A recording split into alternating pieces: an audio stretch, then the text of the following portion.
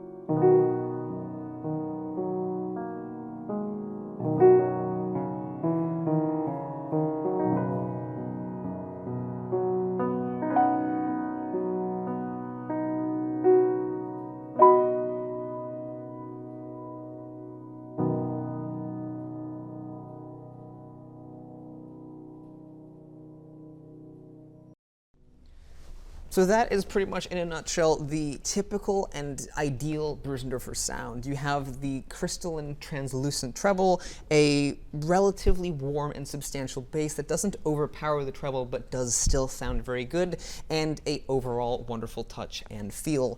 Meyer does a phenomenal job with these rebuilds, and it just truly is awesome. Let's take a listen here to the treble of the instrument pretty quickly.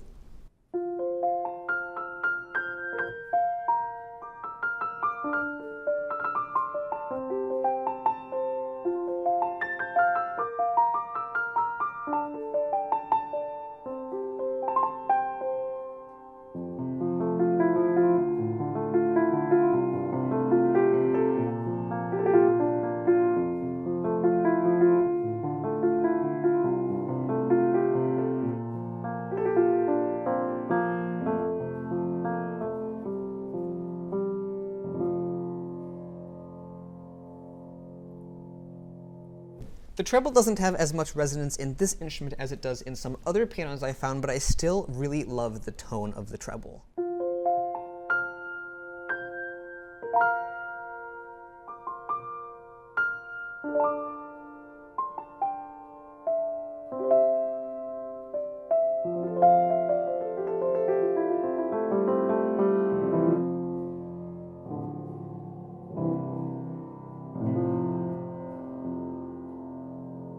And it leads very nicely down into the rich, warm bass that, as I've already stated, doesn't overpower the treble, it just really accentuates it and really helps support it. It's like very nice sounding bass.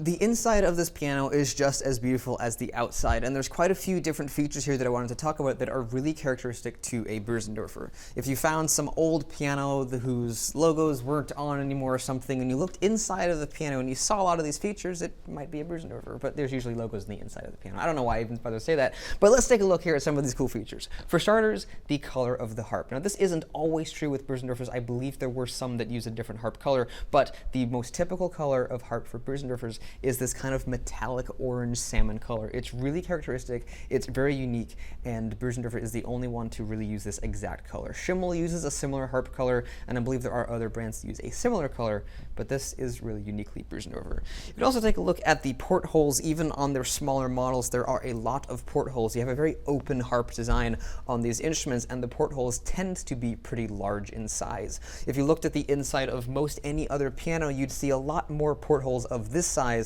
There may be one here, and maybe one back here, and that would be about it. On this instrument, and it depends from piano to piano, but on this instrument you've got a lot of different portholes, allowing for a very open and lighter harp design. Some early Bosendorfers actually had a full perimeter plate, which means that the plate would actually go all the way around and it would touch the perimeter or the rim of the piano, and it would touch the rim all the way around down here. Now, this is not a full perimeter plate. As you can see, the harp kind of stops here and it leaves an open area by the soundboard, but that's kind of an interesting tidbit. Mason and Hamlin often says that they are the only manufacturer to use a full perimeter plate, and today that is true. They are the only manufacturer using a full perimeter plate, but during a short period of time, Bosendorfer also used a full perimeter plate, which is kind of interesting. Something else that isn't unique to Bosendorfer, but it is an interesting trait of many European pianos, is the individually hitched strings. There's quite a few advantages to individually hitching, and also a few disadvantages, namely that it's a bit more time-consuming and I believe a little more expensive to individually hitch the strings, rather than taking one wire and looping it around a hitch pin, creating two different strings, as you will commonly see on many other instruments. The advantage to individually hitching your strings, however, is that if you were, say, for example, mid-performance to break a string, you would only lose one string of your 3 per note. With a looped hitch method, it is possible to break one wire and actually lose one string from 2 notes that are neighboring, which isn't ideal at all. So with the individual hitch stringing, it's a little bit more reliable, and it's also just in many, many regards better. I think some people say it's more stable for tuning as well.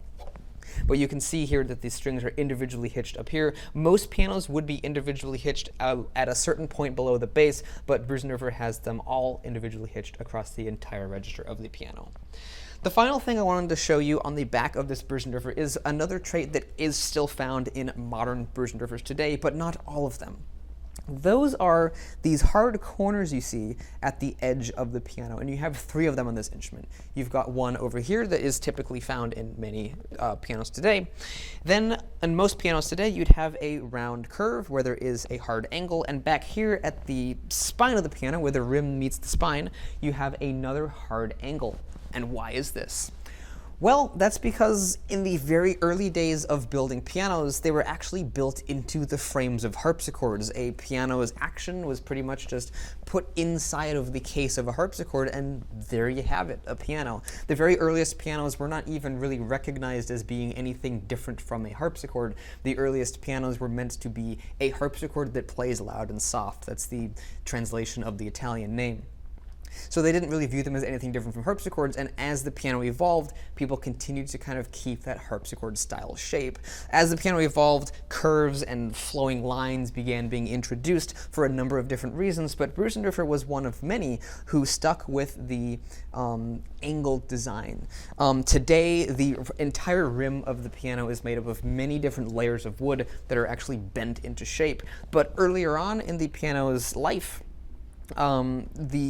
each part would be a separate piece. So this would be one separate piece, and it would be joined here to this piece, which would be joined to this piece, and they'd be joined together. So that is why these corners are here, because this piano is actually made a lot different than a modern piano. And on some models of Bosendorfer, they actually continue this tradition and still make the pianos in that way. And I said that would be the last one, but there's actually one more relating to the rim. Actually, two more. Got this little knob here. That's pretty cool. Pretty European trait. But more interestingly is the thinness of the rim. This piano, which is considerably larger, but it is a 7-foot-ish piano, has a rim that is about, if I keep my hand shape, it's about that thick. So it's considerably thicker than the rim on this instrument, and it is a bigger piano. But even on a 7-foot Bosendorfer, you'd notice that the rim would be thinner than your average 7-foot instrument. And that's because Bosendorfer designs their pianos a lot differently than most other manufacturers. Typically, the rim in most pianos is merely structural, and it's just there for support for the rest of the instrument. But in Bosendorfer, it's different. It actually resonates with the rest of the piano, which is one reason why Bosendorfer sounds so much different than other instruments. The rim is actually resonating with the piano and helping to transmit sound vibrations out to the rest of the world.